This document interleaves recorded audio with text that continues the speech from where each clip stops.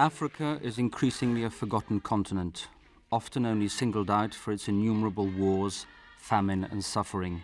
In countries like the Sudan, the hardship of daily life has been compounded by war. Often the only remaining local and international structure able to respond to the needs of the forgotten is the Catholic Church. It is this universal church that provides a voice for those who are voiceless.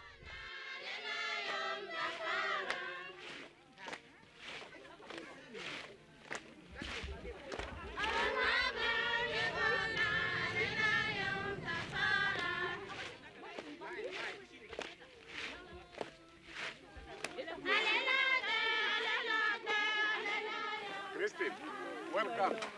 You really came the right time. Just the right time. Yes, how are you? Thank you. Welcome. Welcome.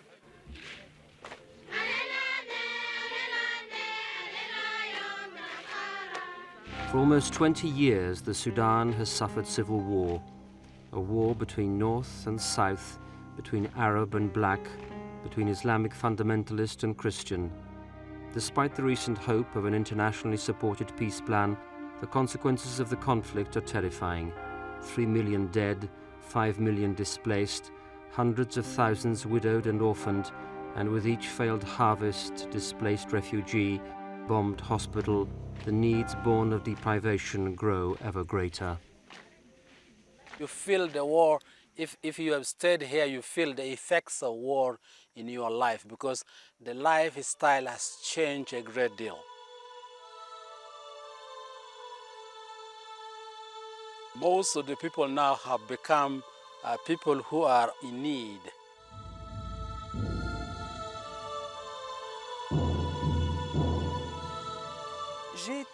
I was terrified when I found myself facing the field of ruins. Hardly 2 or 3 houses were left standing. All the remaining ruins date from over 10 years ago. Bombed and destroyed by the war, buildings which were never rebuilt from then. Of course, people no longer live in these ruins. Instead, trees grow inside, and numerous roots have taken their place.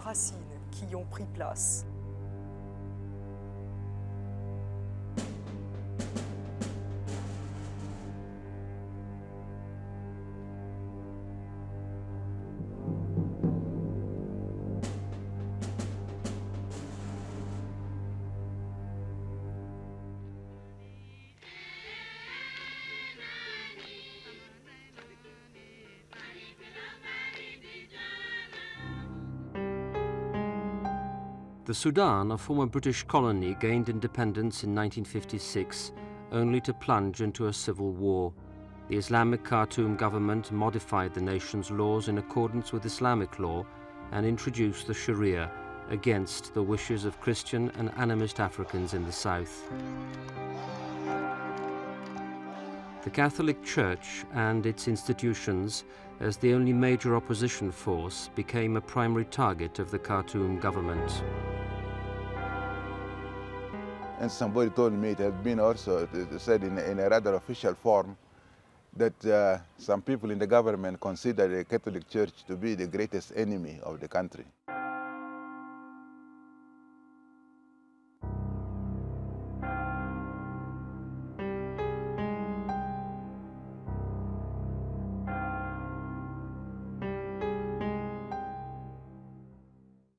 The Sudan government soldiers, called Mujahideen in Arabic, means the soldiers of God.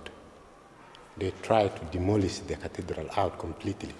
Even the cross, you can see, they try to shoot the cross and the statue, but it is a miracle. You can see no bullet has touched the cross. The bullets are all repelled.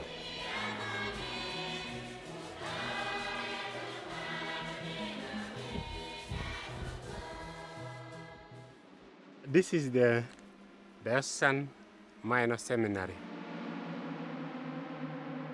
So in 1990, when the people ran away, Sudan government bombed it with Antonov. We don't know exactly how many people were killed behind. Of course, people died. People died in a large number. So they knew very well that this is a seminary. So because these are Christian institutions, that's why they bombed it. After bombing, they mined the area. In case if the seminarians or any of the priests could come back, they could be really attacked with the landmines.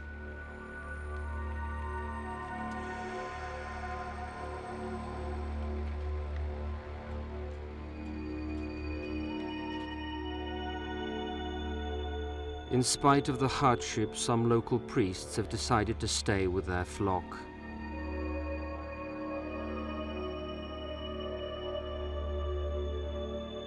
It was security risk, it is personal risk now.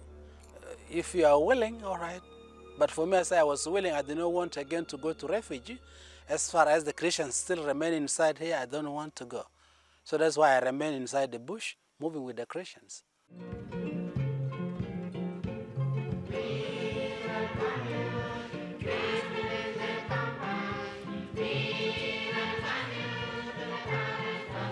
The missionary has to become a jack of all trades. In our day and age, in the poverty in which we live, we cannot simply read a page of the Bible and send the people home.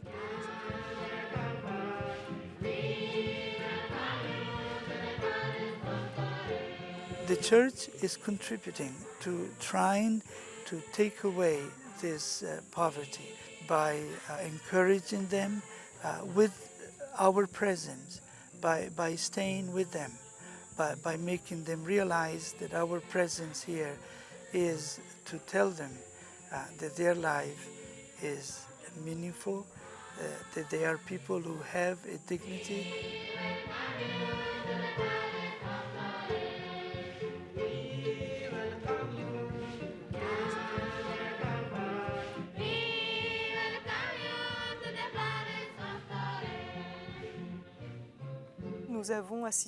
We have witnessed a very strong church presence, especially as represented by the clergy.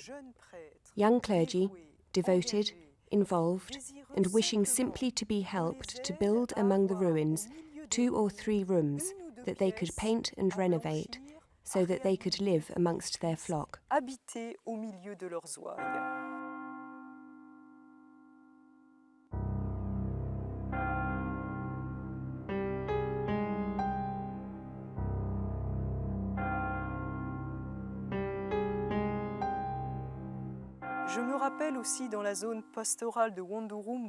I also remember how in the Rundurumba pastoral district, a place lost in the middle of nowhere, there were 2 young priests, fresh from their studies. Far from everything they knew, a minimum of 4 hours from the nearest impassable road, without water, without radio, without vehicle, without motorbike or bicycle transport. One must see for oneself to truly appreciate the measure of their commitment to stay in these inhuman conditions, in this intolerable heat.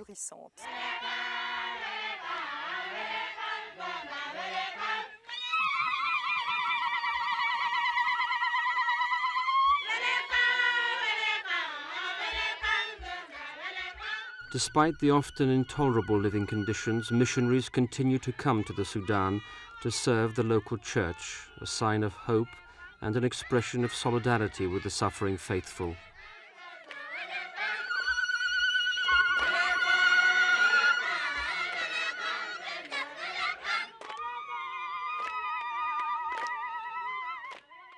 Africa is the crucified continent, and southern Sudan specifies that very much, that here there is a lot of difficulty for the church, for Christians generally, for the people as a whole, with war and with various kinds of persecution, authorities wanting to exert their power and prestige and privilege, and making it difficult in some ways for the church personnel and for the ordinary Christian. But it is in some ways a privilege to be here, a great experience to really be what we call at the margins.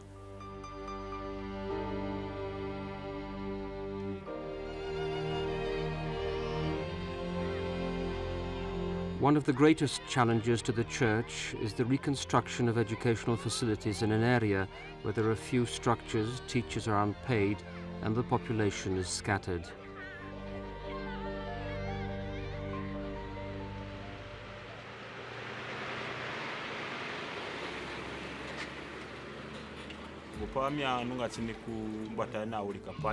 When Arabs were here, they blocked education for black people. They didn't want them to receive higher education. They dictated that education was only for those who were ready to change their religion to Islam. For us, Christians, the door was also closed. It was very difficult for us to get into university. People were mistreated, and there was a lot of corruption. If you bribed anyone in order to be admitted to higher education, you will be disallowed from continuing your studies.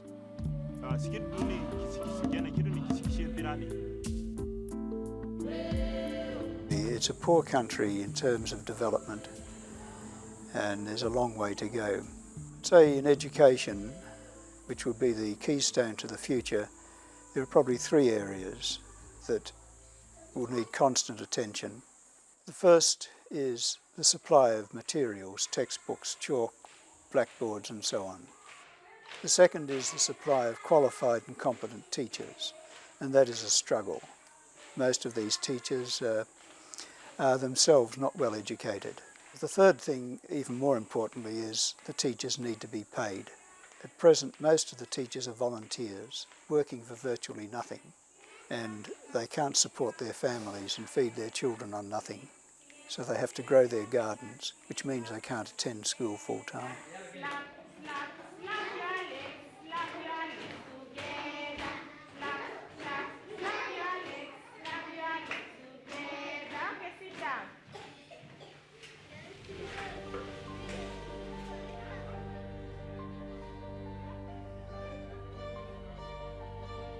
The better educated or well-educated people have fled from this area and show very little inclination of coming back.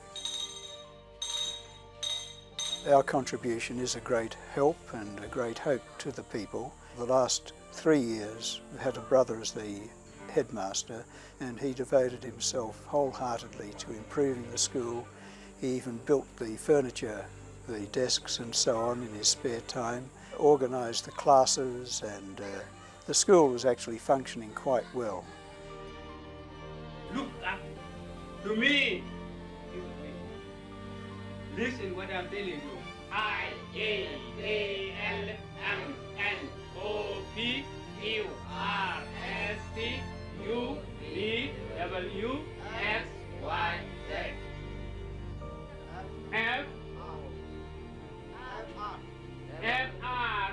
FROG.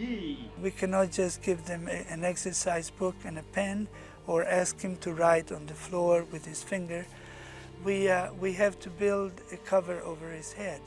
So the need of constructing classrooms. The children themselves will shape the mud blocks and put them in the sun to dry. And then with the help of the parents, the help of our brothers, they will build their classrooms.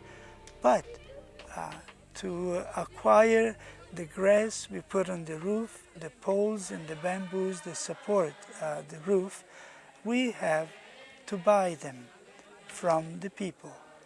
And the money to buy them comes in the form of second-hand clothes, a handful of salt, a bar of soap, a mosquito net to buy so many poles, so many bamboos.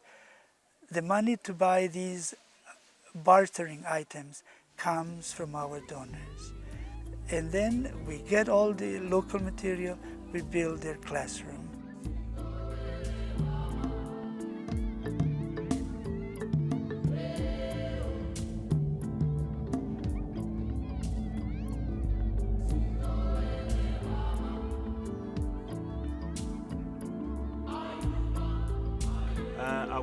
Since there is no government and NGOs support only primary education, now we can only rely on the church for secondary and higher education. It is the church that is the only hope for us. Only the church supports us.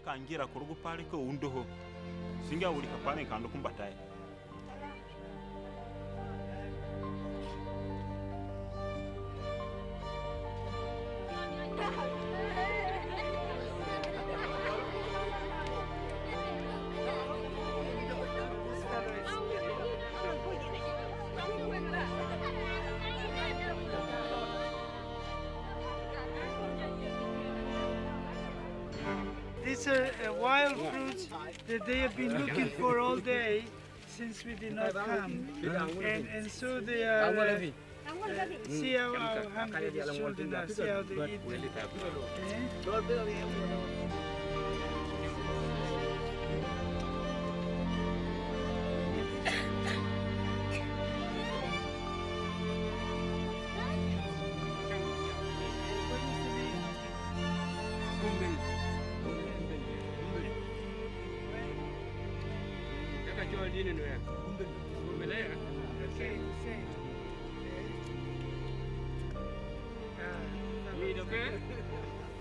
Then I brought you, I see your catechist has the Bible, but this is the Gospels in Dinka. Those who can read, this is for you, for your prayer service.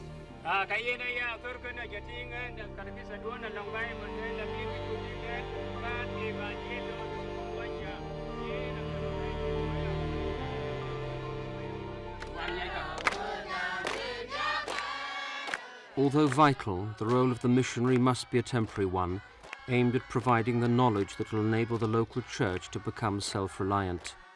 This becomes increasingly important as, in spite of the recent persecutions suffered, the number of faithful continues to grow in southern Sudan. Where possible, the church's response focuses on catechization.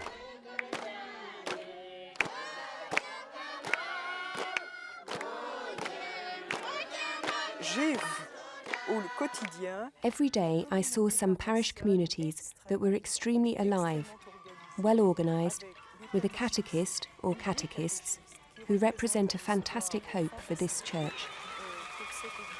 It is important to underline that the Pope, during the Jubilee year, showed by example how important the catechism is in developing the faith in Africa. Catechists are really carrying the church forward. I would dare a comparison to the charismatic renewal in our churches in Europe.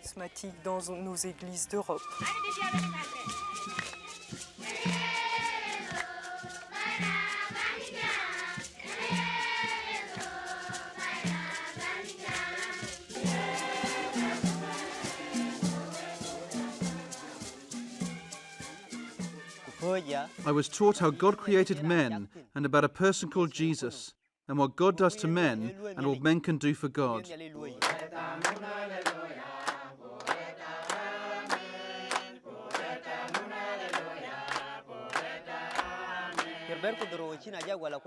In 1987, I was selected by Father Cesar Mazzolari as a catechist.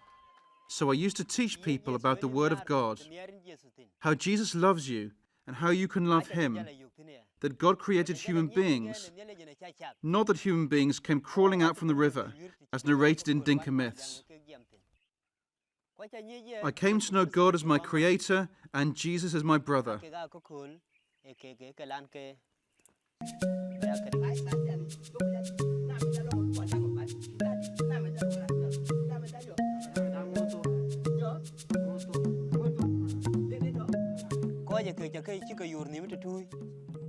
"8,006 people were baptized, and 8 couples were married in my catechetical center, and that represents the total number of people I've taught in WOW.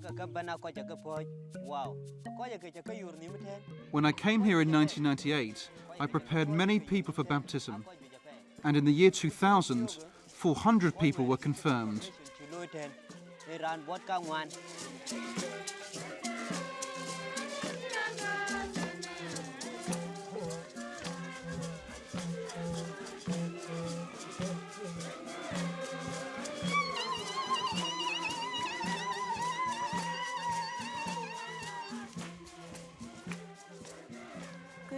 You can see how these people here are interested in the catechism. But unfortunately, often because of hunger, people here are searching for food, even vegetable leaves, for their children, and therefore they are often delayed, and that means that my teaching program is delayed, and that is a very big blow.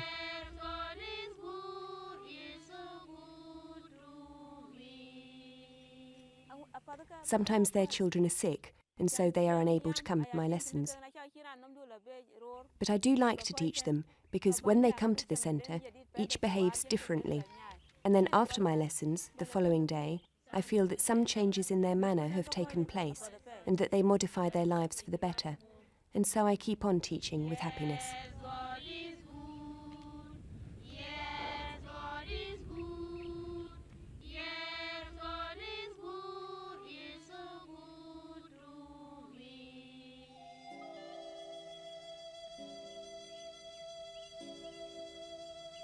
Perhaps those that carry the greatest burden are the women, as they labour under the double weight of poverty and famine, their struggle further compounded by the consequences of war.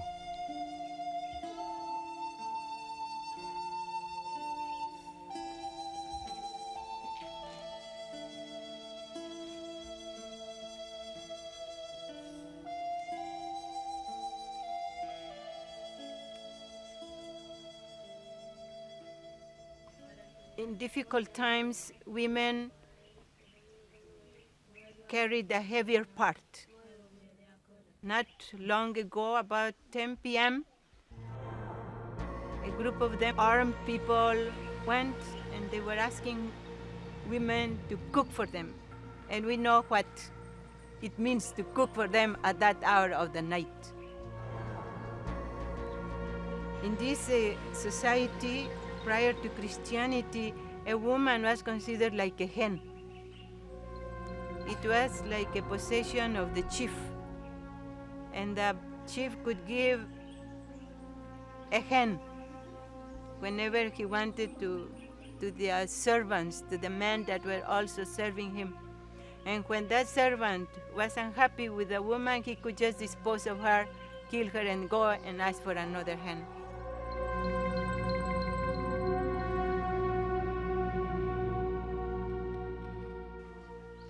Polygamy, it is still very widespread in our environment. It is increasing because many men think that out of mercy, they can get another woman because now many men are dying. The war is reducing the number of men so they can have more women. And many times, if they do not become a wife of a man, they are prey to any other man. At night, they just go and knock. And knock, and knock. One of them was telling me, "Sister, I'm tired." Every night they come at my door. But I said, "Santina, how are you going to be the fourth wife of that man?" She said, "Sister, I prefer just to have some protection."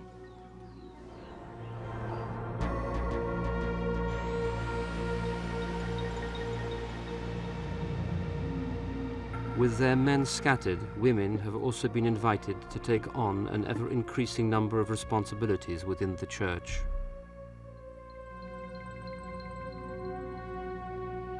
In this diocese, a women development office was set up about 6 years ago.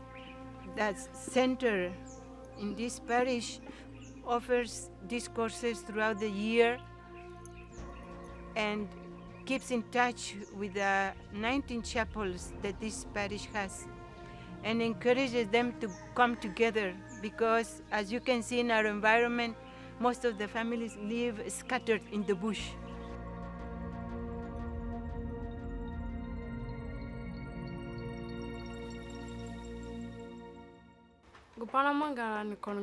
What would be the best for us, the girls, is education, to go to school. There is nobody to support our education. After we finish secondary school, we have nothing to do. There is nobody to help us, to show the way. Very often the girls are sexually abused by boys and get pregnant just after they finish secondary school. The best solution would be to gather all the girls in one place where they could study.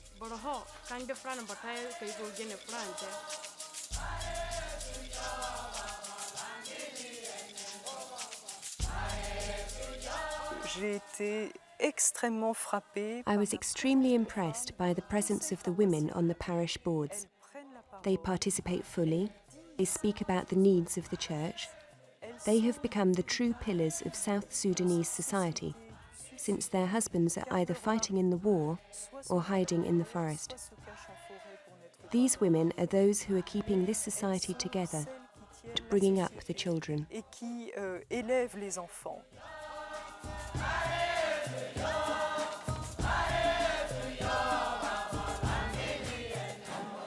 It is not easy to bring people together, to work together, to trust each other, and to build up something together. And this is what Christ came to make of all of us, to make one people. A persons that are able to trust each other, forgive each other, and think about the good of everyone.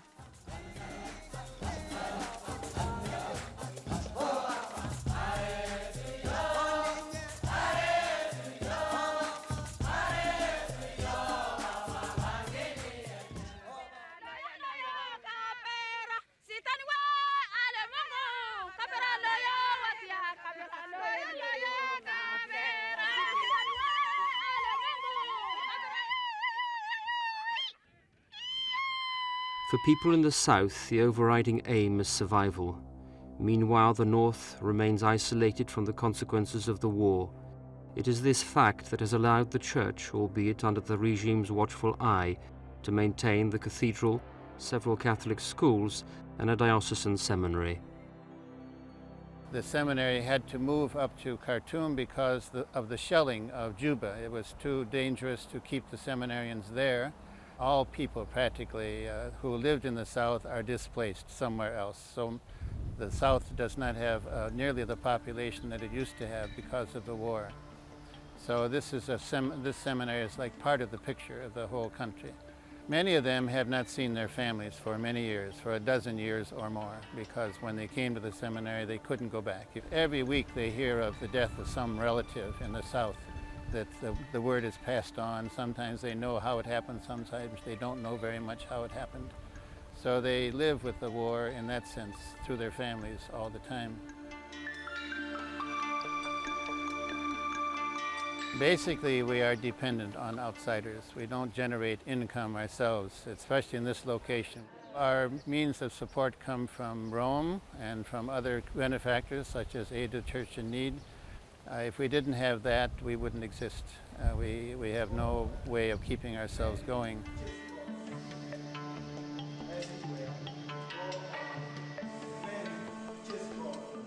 We usually have about 20 ordinations a year, maybe 25 in a good year. In fact, the number of priests has increased a lot. When I first came in 1980, there were only 60 Sudanese priests in the whole country, 60 native Sudanese priests. Now there are over 100, simply because of the work of the seminary.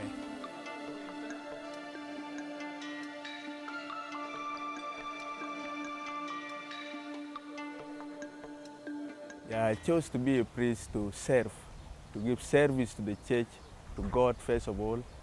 And the basic thing is that is my personal salvation I am seeking before I could give salvation to other people as a minister. And therefore, within this situation of our country, we need many people who can sacrifice themselves to take this message of the gospel, to preach justice and peace, equality among the people, and even to enlighten them about their call to be good Christians and even their personal salvation. And this is very important for us to dedicate ourselves for the service of the church.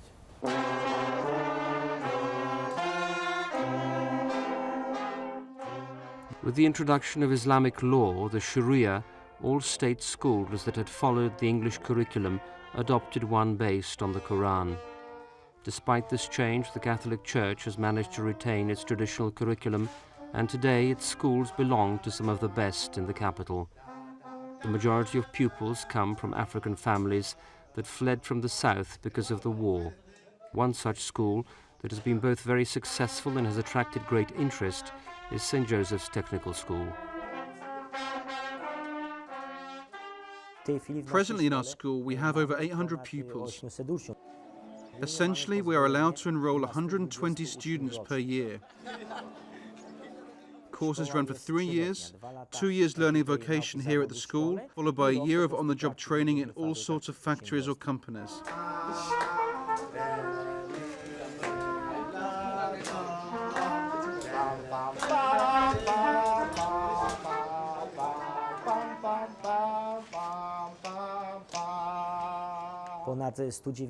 Over 190 boys are sent to us by Muslim organizations. These boys are picked up off the streets by these organizations and then taken to special camps where they receive typically Muslim training. Unable to provide any vocational training, the organizations then turn to us to accept these boys into our school. We also have underage prison inmates from 3 different prisons.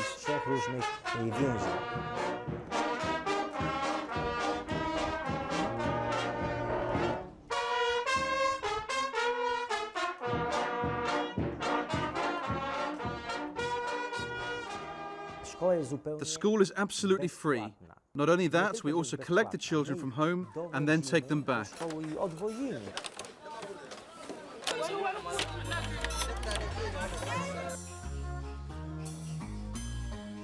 Whether a metal worker or a welder or a carpenter, everyone who does complete a course receives a box of tools, so that if they cannot find employment in a company or factory, they can simply set up shop in a village or in the outskirts of Khartoum or in the refugee camps.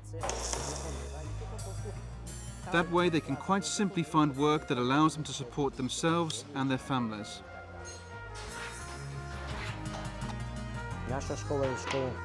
Ours is a Catholic Christian school, but we also have a large number of children who are not well adjusted. Most of them are Muslim. We try to educate people who would be useful to society and who would have a sense of religion. Muslims are also free to practice their faith here, and you can often see in our school playground Muslim children who, without any pressure from our side, spontaneously pray. As far as Christian children are concerned, of course we have a separate program. Love your enemies.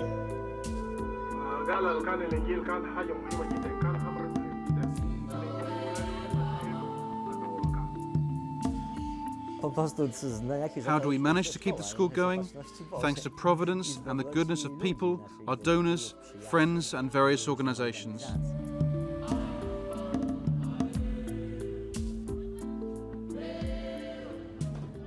The difference between a dead missionary and a live one is that the former's hands are folded, like this, whilst the hands of the latter are open and reach outwards.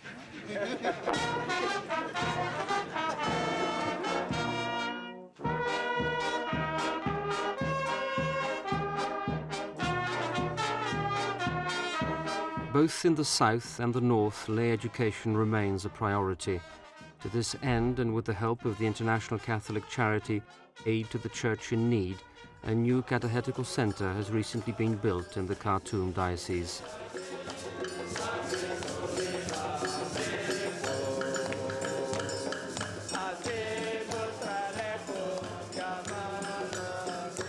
At least every year we have about between 4,000 to 5,000 adult baptism. Easter Vigil on Holy Saturday, and this is due to the catechumenate going on in each parish.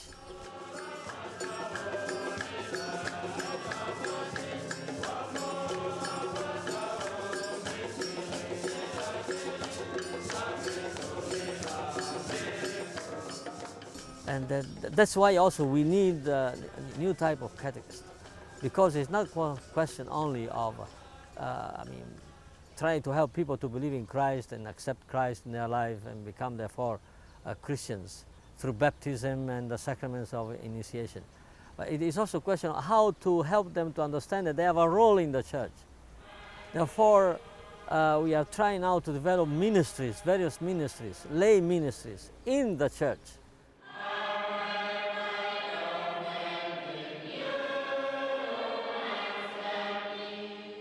This building, for instance, is just for this, to train new type of catechists who will be able to form people to various pastoral ministries within a local, normal community in the level of a parish.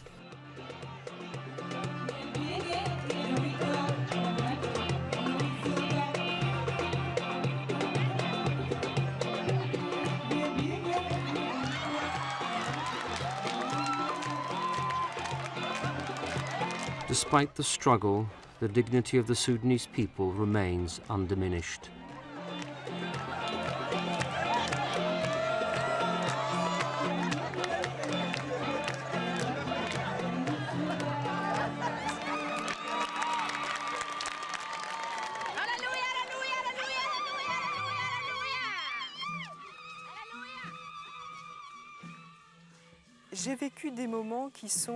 I lived through moments which can be hard to explain. I wanted to share with you some special moments. In Yambio, I was invited by the local parish board to say where I was coming from and how we could help them through aid to the church in need. And what a surprise, at the end of my speech, to witness the stream of gifts and donations that were placed before me.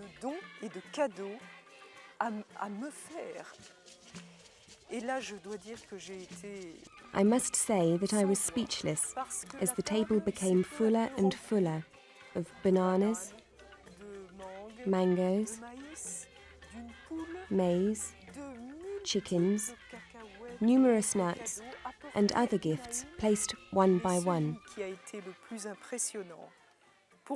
But what was most striking for me, someone who had arrived from Europe, was an extremely thin woman, walking with difficulty with walking sticks, who placed on the top of this mountain of gifts offered to me one local banknote.